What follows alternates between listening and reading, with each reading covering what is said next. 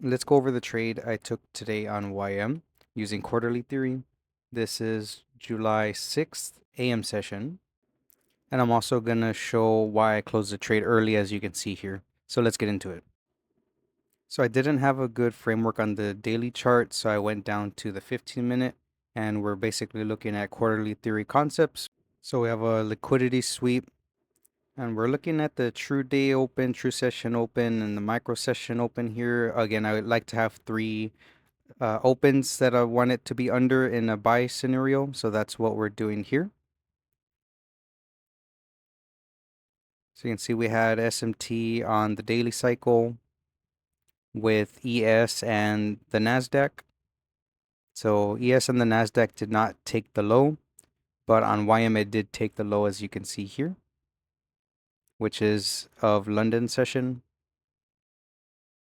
There was nothing really on the 90-minute cycle in regards to sequential SMT. So it went down into the microcycle, and you can see there was a micro sequential SMT between the third and the fourth quarter. So that's what we utilized there for the sequential SMT.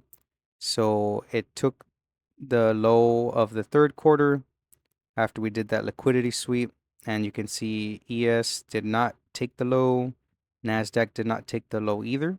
So that's what we were looking at for our bias.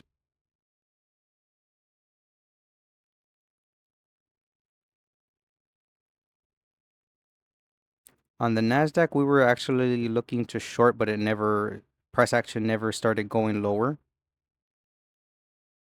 So we automatically rolled that out. And so on the 3-minute, you can see the order block I have marked out.